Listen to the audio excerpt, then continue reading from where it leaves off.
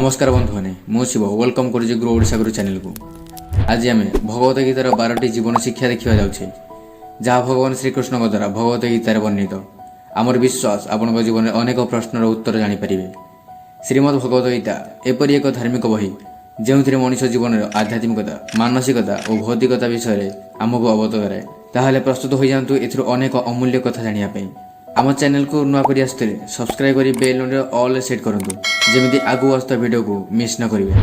चलतु 12टी live lesson को details रे बुझा। लेसन नंबर 1 कर्म कर चल किंतु फलर आशा करनी। भगवत गीतार यह एक भैल्युएबल मेसेज जे कर्म कर चलतु किंतु फलर आशा करनी। आज समय आम गोटे सुरक्षित भविष्य आशा करुचे आमर लक्ष्य प्रति काम करुचे मात्र आम ए भितर एमती फसी जाऊे जे कौन काम करिया पूर्व आम तार रिजल्ट को आशा करुचे और आमर लक्ष्य प्रति 100% दे पारुनी। जदि रिजल्ट नेगेटिव आसे आम डिप्रेशन को पड़ोचे। आम जीवन में जहाँ भी पाइबा चाहूचे से काम प्रति सचेतनता सहित निरंतर काम करिया उचित। दिने ना दिने आम कर्मर फल निश्चित मिलिबो। लेसन नंबर 2 जहाँ हेजी भल पाई हेजी, जहाँ होउची भल पाई होउची एवं जहाँ हबो भल पाई ही हबो। जे कौनसी कथा नहीं जदि आपण चिंतित रहउछंदी ताहले सब भूली जांतु। ना आम अतीत को बदलाई पारिबा ना आम भविष्य को देखि पारिबा। जदि आम किछि बदलाई पारिबा से हेउची आम वर्तमान। अतीतर भूल किछि शिखी पुनर्बार भूल न करी जीवन आगू बढ़िया उचित। वर्तमान को सुधारी पारे भविष्य आपे आपे सुधरी जीव। आम साथरे किछि खराब हेले ताहार किछि ना किछि कारण थाए, किछि भल हेले ता पछरे भी किछि ना किछि कारण थाए। ताहले चिंता करिया वृथा अटे। लेसन नंबर 3 परिवर्तन ही प्रकृतिर नियम। यह मनुष्य पई एक सुंदर मेसेज जे मनुष्य जीवन में किछि भी परमानेंट नुहे। उदाहरण स्वरूप गोटे कोटिपति कौन कारण करोड़पति रोडपति होगा बेसी समय लगेनि।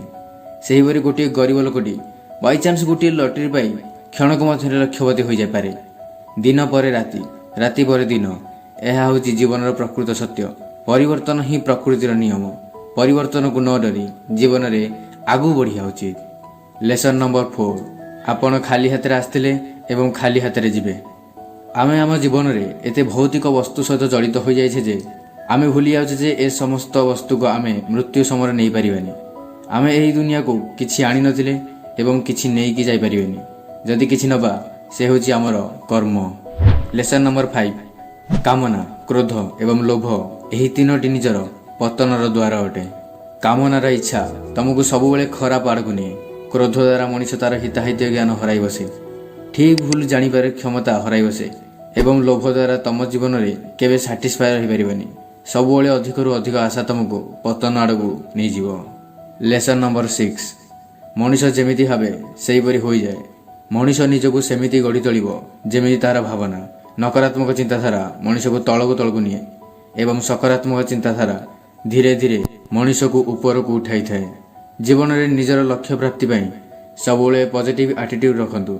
यह तुमको जीवन में आगू को बढ़िबारे ऊर्जा देव। लेसन नंबर 7 गोटे मनुष्य निजर मनर शक्ति द्वारा ऊपर को उठी पारे एवं तलक भी खसी पारे। से निजर शत्रु किंवा मित्र हो पारे। जीवन में आपण जे कौन समस्या थांती से समस्यार समाधान तुमको ही करिया पड़िबो। अन्य माने केवल कहिबे किंतु कार्यकारी तुमको ही करिया पड़िबो।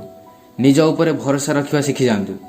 कहीं ना अंधार निज छाई भी साथ छाड़ी दे ताहले अन्य को कौन भरोसा करिवे। लेसन नंबर 8 अनेक किछि पाइबार आशा मन को आसीबो एवं चली जीवो। मनुष्य अनेक किछि पाइबार आशा रखिथाए। यह एक स्वाभाविक कथा किंतु एही डिजायर तुमर दुखर कारण भी साजी पारे। छोट बेले छोट चॉकलेट भी आमको खुशी दिए।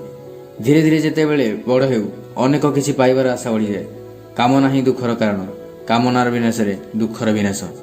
लेसन नंबर 9 जीवन में समानता को चिन्ह एवं ताहाको एक्सेप्ट करो। यही लेसन को फॉलो करिया कठिन हो पारे किंतु जीवन में सब मनुष्य को ज्ञान हासिल करने दिगरे आगू निए। जीवन में अनेक समस्यार सम्मुखीन होगा पड़ो। जेकोसी परिस्थिति हेउ सुख एवं दुख एकापरी होता है। सुख एवं दुख एक मुद्रार दुई पार्श्व सदृश। लेसन नंबर 10 निजर मन उपर नियंत्रण करंतु। भगवत गीता आमको आमर मन को नियंत्रण रखिबा एवं विचार उपरे काबू करियार महत्व शिखाए। वास्तविकता को छाड़ी जे भावनार भासी जाए से जीवन में बहुत दुख पाई थाए। सचेतनतार विकास करिया सहित आमर लक्ष्य सकारात्मक दिगरे लगाइले जीवन में शांति अनुभव करिवे। लेसन नंबर 11 आत्मा ना जन्म निए ନା ମରିଥାଏ। ଯଦି ଆମ ଭିତରେ କିଛି କରିବାର ଭୟ ଅଛି ତାହେଲେ କିଛି ବି ହାସଲ କରିପାରିବା ନାହିଁ।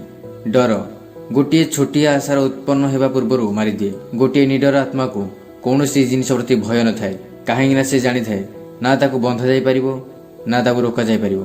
ମୃତ୍ୟୁର କୌଣସି ଭୟ ନଥାଏ, କାହିଁକି ନା ଆତ୍ମା ମରିନଥାଏ। ଚିନ୍ତାକୁ ଆମ ମସ୍ତିଷ୍କରୁ ବାହାର କରିଦେବା ଦରକାର।